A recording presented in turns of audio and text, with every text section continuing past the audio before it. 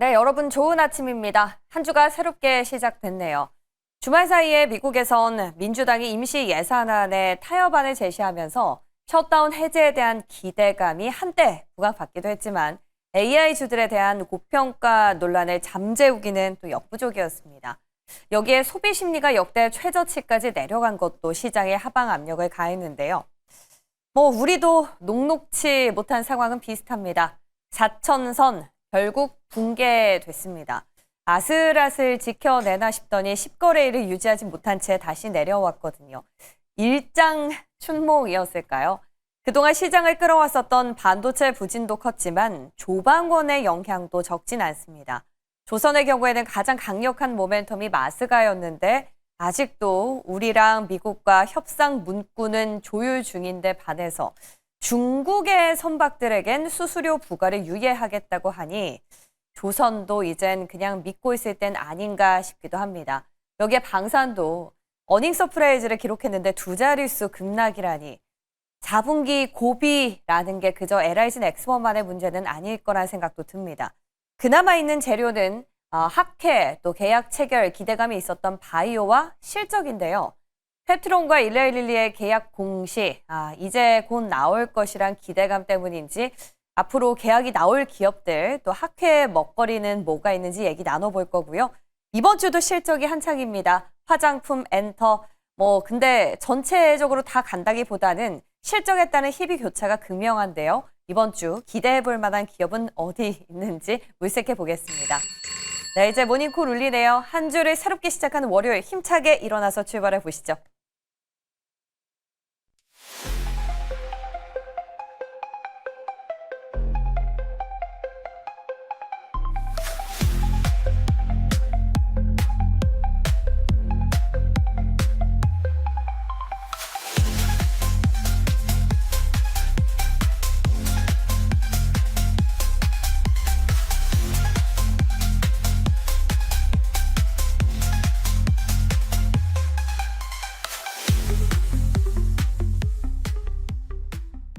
네, 월요일 아침입니다. 장전, 썰전, 퍼스트프라임 리서치 이동근 대표와 함께 풀어가 보겠습니다. 어서 오세요. 네, 안녕하십니까. 네, 오늘은 대표님이랑 저랑 커플이네요. 자켓이 회색이에요. 확실히 날이 추워지니까 색깔들이 좀씩 어두워지는 것 같아요. 이번 주부터는 또 조금 춥다니까 건강 관리 잘 하시고요. 이제 뉴욕 증시부터 출발해 보겠습니다. 뉴욕 증시 AI 고평가에 대한 논란은 사그러들 기미를 보이고 있지 않습니다. 다만 그래도 일부 반등에 성공했던 연유는 셧다운이 좀 해제될 것이다라는 기대감이었는데요. 소비 심리도 악화되고 있고 버블론도 끊이지 않고 셧다운 해제는 잠깐의 미봉책이 아닐까 싶은데 오늘 우리 시장에 큰 영향이 있을까요? 근본적으로 뉴욕 증시나 우리 증시가 네. 조정을 받고 있다는 얘기는 그만큼 많이 올랐다는 얘기입니다. 네. 그러니까 그건 누구나 다 인정하는 부분이고요.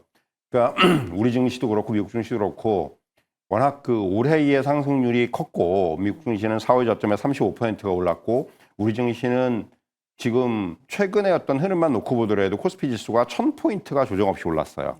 그러니까 이런 것만 놓고 보면 사실 그러니까 항상 사람들이 조정을 받을 때 옳은 것을 생각을 하지 않죠. 그러니까 지금 어떻게 보면 조정은 냉정하게 얘기해서 한 번은 거쳐가야 되는 과정이라고 생각을 하기 때문에 네. 지금의 조정에 대해서 지나치게 여기서 또 비관론이 나오는 것이 저는 오히려 너무 지금 시장이 그런 것에 대해서 쉽게 움직인다는 생각이 들어요. 네. 그래서 사실은 지금 AI 버블론이 나오는 것도 그렇고 네. 여러 가지 그 나오는 얘기들 자체가 근본적으로 출발은 워낙 시장이 많이 올랐기 때문에 그래서 이제 어느 정도 고평가의 영역에 있는 업종이라든가 종목들이 늘어나고 있기 때문에라는 생각이 들고요. 그러니까 밸류에이션이 아주 높아져 있는 상황이기 때문에 아주 작은 악재에도 민감하게 반응을 하고 반대로 이제 호재에 대해서는 기대치가 높아요. 네. 그렇기 때문에 사실 지난주에 실적 나온 몇몇 기업들 보면은 실적이 못 나온 게 아닌데 그렇죠. 시장 기대치가 워낙 높았어요. 그러니까 시장의 기대치 자체가 그러니까 뭔가 지금 올라갈 때는 항상 낙관론이 득세를 하기 때문에 그런 쪽에서 이제 출발하는 거거든요. 그래서 이 주가가 이제 오히려 호재가 나오면도 이제 움직이지 못하는 상황이 나오는데 사실은 이런 흐름들 자체가 지금은 조금 이런 것에 따른 어떤 변동성이라든가 이런 게 확대될 수 있는 국면이기 때문에 저는 일단 그것을 봐야 된다고 생각을 하고요. 다만 코스피 지수도 그렇고 지금 어느 정도 조정이 조금 단기적으로 나왔기 때문에 그렇다면 또 이제 조정을 이용한 그런 또 투자 전략은 충분히 지금 나올 수 있는 그런 국면이다 이렇게 말씀드릴 수가 있겠고요. 네. 한 가지 다만 좀 우려되는 부분들은 역시 환율이에요.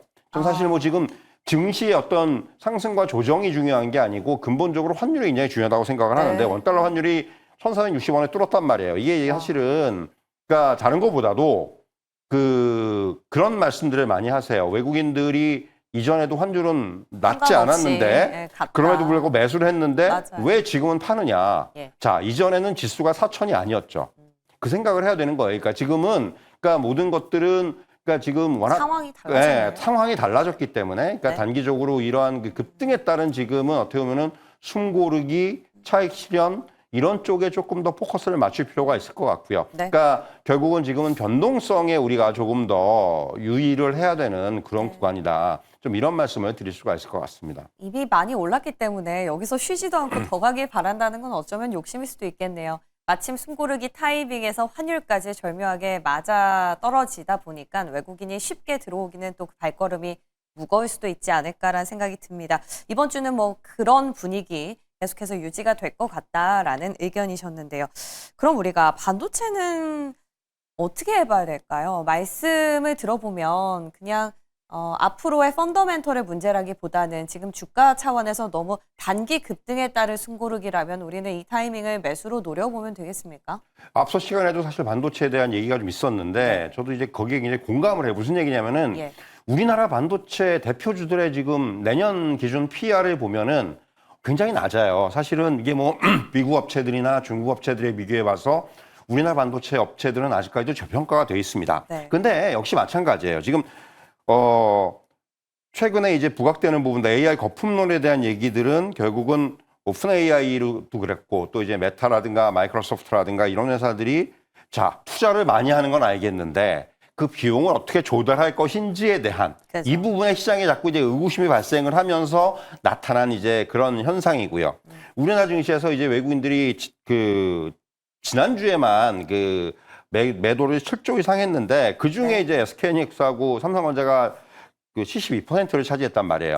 자, 그걸 왜 파느냐? 예. 많이 올랐잖아요. 그렇죠. 네. 그러니까 자꾸 제가 많이 올랐다는 말씀을 드리는데, 그러니까 그것에 물론 동의하지 못하시는 분들이 계시겠지만은 항상 단기적인 속도의 문제인 거예요. 이게 뭐 한 1년을 두고 2년을 두고 올랐다면 모르겠는데 네. 단기에 급하게 올랐어요. 그러면 항상 속도 조절이 필요한 거고 지금 여기가 물론 이 주가가 비싸냐? 그거는 다른 얘기예요.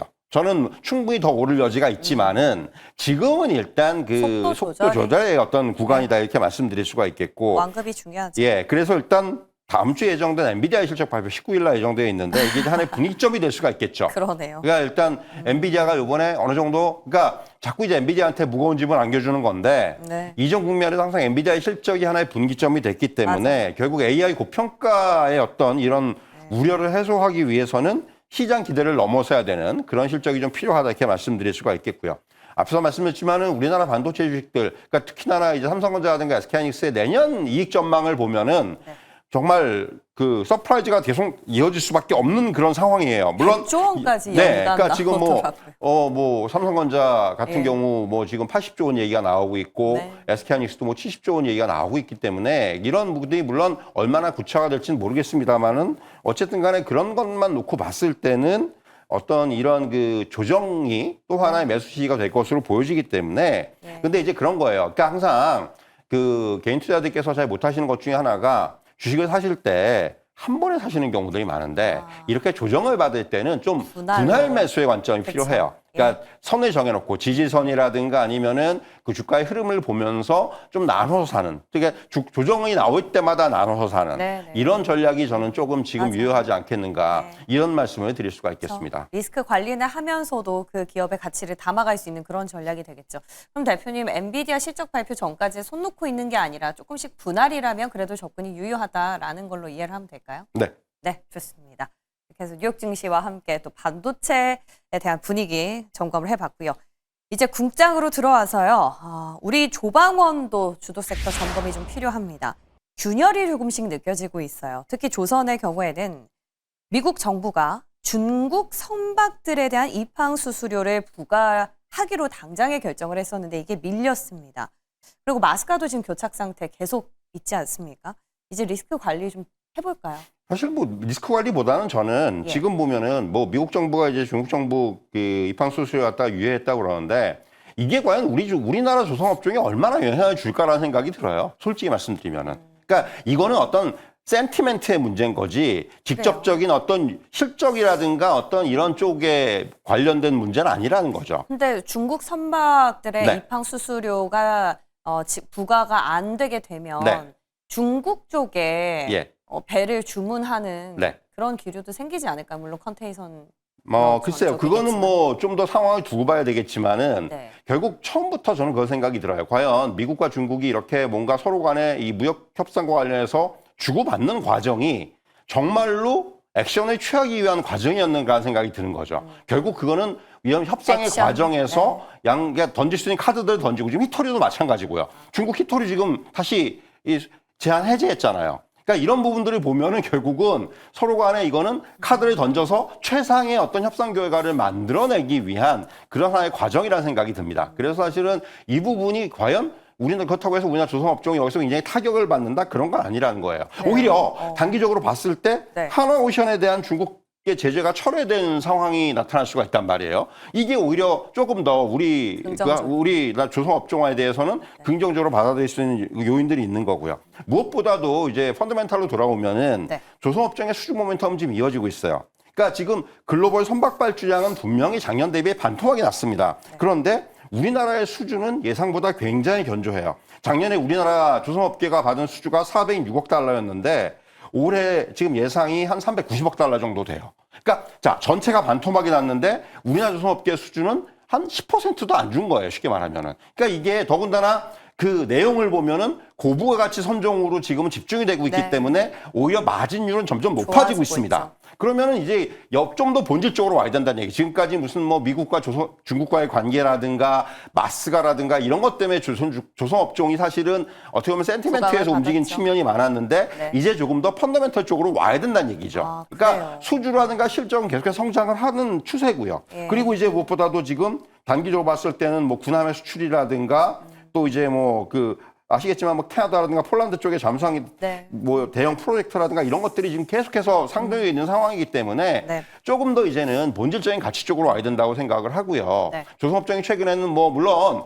이제 그 기자재라든가 이쪽에서는 여러 가지 기대감 때문에 오른 종목들이 분명히 있습니다. 네. 근데 이제 조금 더 저는 이런 본질적인 가치에 주목을 하면서 마찬가지예요. 결국은 물론 마스카 프로젝트가 중요한 모멘텀인 건 맞습니다만은 네. 이렇게 이제는 이렇게 주가가 조금 만약에 뭐 이런 그 최근에 어떤 여러 가지 이유 때문에 빠진다면 조정이 나온다면은 네. 역시 마찬가지로 조선업종도 저는 저점 매수의 어떤 그런 또 좋은 기회가 될 수 있다. 이런 말씀을 드릴 수가 있을 것 같아요. 원전도 비슷한 의견이십니까? 사실 원전도 지금 최근에 두산에너빌리티의 실적이 워낙 안 좋았어요. 그러니까 예. 딴 거보다도 예상치의 거의 절반밖에 못 나온 거예요. 3분기 영업이익 따졌을 때. 네네. 물론 일회적인 요인들이 있습니다만은 그럼에도 불구하고 최근에 증권사 리포트들 보면 흥미로운 것이 목표가는 다 올렸어요. 맞아요. 그러니까 이게 수주 가이던스라든가 이런 건 지금 상향이 상향했기 되고 있고 때문에. 결국 지금의 당장보다는 자 앞으로. 지금 중요한 것은 뭔가 대형 계약이라든가 이런 것들을 기다려야 되는데 아직까지 그런 게 안 나왔어요. 네. 그런 상황에서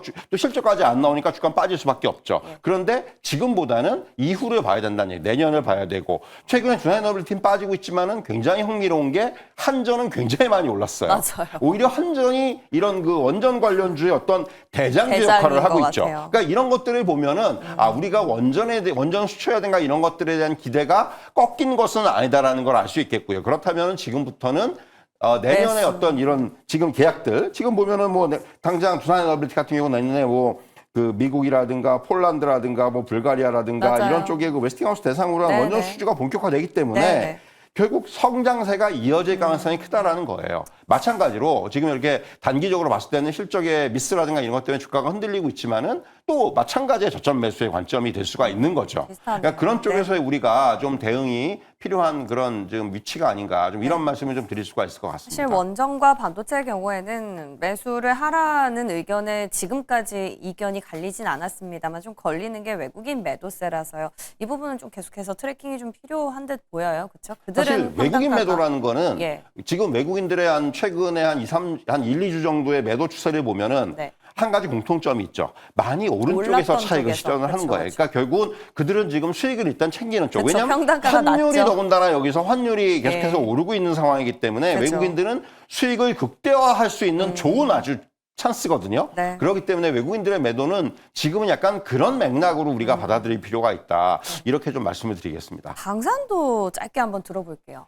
사실 방사는 LI넥스원이 지금 또 한 번 실적이 잘 나왔음에도 서프라이즈예요. 불구하고 급락을 역시 이제 했습니다. 그 수주라든가 실적 전망이 하향되면서 급락을 했는데 네. 마찬가지예요. 그러니까 방산주는 지금 약간 그런 건 있어요. 이익이 워낙 한 1년 넘게 1년 반 정도 가파르게 성장을 했습니다. 네. 그러니까 결국 이제 방산이 약간 그런 과정이에요. 그러니까 이렇게 되면 이제 마진이 더 이상 늘어나지 않는 네. 거 아니냐라는 이런 마진 피크에 대한 우려가 제기가 되고 있는데 환경적인 상황을 보면은 여전히 방산도 좋죠. 그러니까 뭐 유럽 내에서의 어떤 그런 네. 무기의 초과 수요 환경이라든가 넓혀가고 또 있죠. 우리나라 방산업체들의 공급자 지위 향상이라든가 이런 것들을 보면은 네. 방산업 쪽에 대해서도 역시 마찬가지로 이익 개선세가 이어질 것으로 보이기 때문에 네. 근데 이거는 약간 종목별 대응이 필요해요. 뭔가 그러니까 지금 대형 수주를 앞두고 있다거나 유럽에서의 어떤 이런 입지를 넓혀가고 있다거나 이러한 것들이 하나의 그 주가에 미칠 수 있는 영향이 크기 때문에 네. 이런 쪽에서의 어떤 개별적인 대응이 저는 좀 필요하다. 이런 말씀을 좀 드리겠습니다. 한 로템 정도만 보면 되겠네요. 그러니까 로템이 제일 저는 항상 제가 꼽는 거는 현대로템을 좀 탑픽으로 꼽고 있죠. 네, 좋습니다. 자, 조방원 혹시나 해서 균열이 생긴 거 아닌가 걱정했는데 아직까지는 기우 정도로 보입니다. 바이오는 어떨까요? 기다렸던 공시가 저는 나온 줄 알았어요. 원체 급등을 해서. 근데 보니까 아직까지 일라일릴리와 펩트론의 공시는 나온 게 없습니다만 근데 왜 또 이렇게 급등을 했다가 또 윗꼬리가 좀 달렸을까? 그러니까 지금 그거죠. 이제 12월에 어차피 그 아시겠지만 하필. 이제 그 기술 평가 완료란 그쵸, 말이에요. 그쵸. 그러니까 만료를 네. 앞두고 있기 때문에 일단 시장을 지금 되지 않겠어라는 기대감들이 좀 작용한 측면이 있는데 결국 그렇기 때문에 지금 단기적으로 변동성이 나타날 가능성이 커요. 그리고 뭐 지금 페트롤의 어떤 이런 부분도 중요하지만은 저는 바이오 전체 센티멘트를 봐야 된다고 생각을 합니다. 최근에 알테오젠도 고점을 한번 경시하는 모습이 나왔고 대장주들의 흐름이 상당히 좋았었어요. 그리고 한미약품 같은 주식이 오히려 요새는 비만 치료제 쪽에서는 지금 대장주 대장인 역할을 것 하고 같아요. 있습니다. D&D 파마텍도 지금 올라오는 모습을 보였고요. 그렇기 때문에 너무 물론 펩토론의 계약도 중요합니다만은 전 지금은 바이오는 전반적인 종목들의 흐름을 봐야 된다고 생각을 해요. 말씀하신 어떤 그 학회 이슈라든가 이런 부분들도 중요하고 또 하나는 결국 이제 지금 시장에서 뭔가 임상의 결과라든가 이런 부분들이 하나 둘씩 나올 긍정적인 때죠. 부분들이 지금 나타나기 시작을 했기 때문에 그런 쪽에 좀 더 포커스를 맞추고 지금은 바이오 전반에 대한 좀 긍정적인 시각을 갖고 갈 필요가 있다. 여기다 뭐 이제 미국의 여러 가지 이제 지금 뭐 약가 인하라든가 또는 이제 뭐 최근에 생물보건법이라든가 이런 이슈까지 좀 긍정적으로 작용할 수 있는 그런 섹터와 종목에 집중을 할 필요가 있다. 이렇게 좀 정리를 해드리겠습니다. 그러니까 비만만 볼 게 아니라 그죠? 네. 생물보안법이면 CDMO 쪽으로도 각광을 그렇죠. 받겠고 여러 최근에 뭐 가지로. SK 바이오팜이라든가 실적도 좋았죠. 네, 뭐 많이들 올랐지 않습니까? 예. SK팜이라든가 이런 종목들 같은 경우도 계속해서 우리가 중요하게 봐야 봐야 되네요. 되겠고요. 아. 그리고 이제 뭐 또 CDMO 예. 쪽도 마찬가지고 뭐 저 그렇게 좀 볼 필요가 있다 이런 말씀을 드리겠습니다. 바이오는 좀 넓은 시선에서 전체적으로 우리가 지켜봐도 괜찮다라는 입장입니다. 예. 그리고 끝으로요. 저희가 주말 사이에 어제 저녁이었나요? 당정대가 늦게까지 열심히 일을 한 것 같습니다. 일단 대통령실 정부 여당이 배당소득 분리 과세를 35%에서 25%까지 10%포인트 정도 낮추는 걸로 뜻을 모았다라는 기사가 있었습니다. 아직 공식적으로 발표가 된 건 아닌 걸로 보입니다만 그래도 이 사실 자체로 배당주에 대한 매력도가 다시 불을 끄는 거 아닌가? 그러니까 지금 시장이 앞에서 이제 약간 좀 전반적으로 조정을 받고 있는 상황에서 네. 이런 이슈가 부각이 되면은 상대적으로 뭐 지주사라든가 금융주라든가 그죠. 이런 배당 관련주들의 상승세가 굉장히 좀 단기적으로 나타날 수가 있죠. 네. 그러니까 특히 이제 이 부분은 거의 뭐 30%, 25% 안이 어느 정도는 지금 확정될 가능성이 크다고 보여지기 때문에 네. 이 부분은 사실 시장에서 굉장히 지난번에도 한번 주목을 했던 이슈였고 그쵸, 여기다가 지금 이제 기다렸는데. 상법 개정안의 추진이라든가 이런 것까지 맞물려 맞물려서. 있기 때문에 이런 부분들은 역시 말씀드린 대로 금융사라든가 지주사 이런 쪽에 대한 어떤 중요한 모멘텀이 될 수가 있다. 이렇게 좀 말씀드릴 수가 있겠고요. 네. 또 하나 이제 그 이번에 당정대에서 중요하게 다뤄진 게 이제 그 온실가스. 감축이죠. 그러니까 2035년까지 이제 2018년 대비해서 한 53%에서 61% 정도 감축하겠다고 방안을 내세웠는데 네. 결국 이제 이런 것도 그러니까 지금 뭐 우리가 얘기하는 뭐 신재생 에너지라든가 탄소 중립이라든가 이런 관련된 어떤 섹터들에 대해서는 역시 단기적인 좀 모멘텀을 작용할 수가 있다.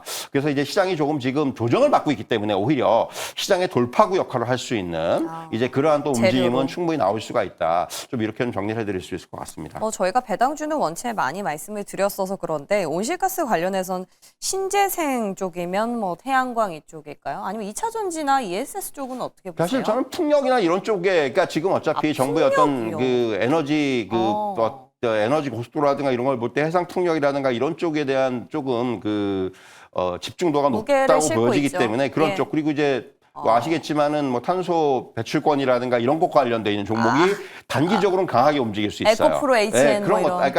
그러니까 탄소 네. 배출권 관련해서 뭐 이제 여러 종목들이 그렇죠, 있는데 그렇죠. 예. 이런 쪽의 종목들이 오히려 어떻게 좀 단기적으로 지금 나오고 있습니다만은 뭐 예. 저는 이런 종목들 한소홈데코라든가 뭐 이런 종목들의 움직임이 단기적으로 나타날 수가 있으니까 그런 것들하고 우리가 좀 염두에 두고 대응할 네. 필요가 있을 것 네, 같아요. 어디까지나 트레이딩으로 예. 말씀하시는 거죠? 네, 그렇습니다.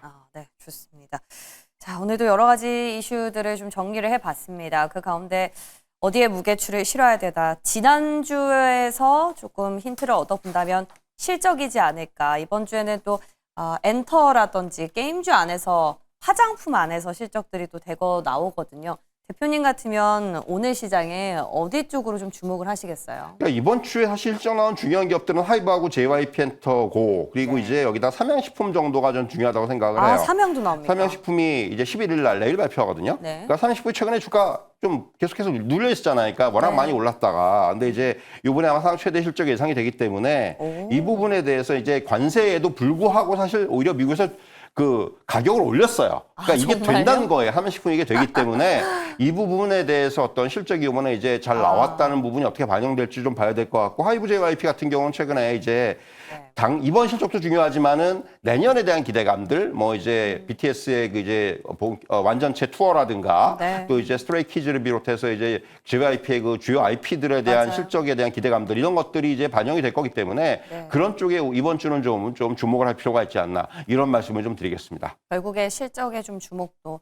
근데 하이브는 좀 많이 오르긴 올라서요. 올랐죠. 오히려. 그래서 이제 지금 뭐 네. 최근에 이제 주가가 많이 올랐기 때문에 또 네. 그 이후에 조금 조정도 나오고 했는데 예. 그러니까 결국 이제는 이번 실적 발표도 중요하지만 저는 말씀드린 대로 앞으로. 내년에 대한 어떤 이런 부분들을 어떻게 이제 가져갈 그러네요. 것인가가 더 중요하다 이런 말씀을 드리겠습니다. 네, 이 주식을 더 끌고 갈 것인지는 내년 전망 가이던스 한번 같이 체크해 보시면 좋겠습니다.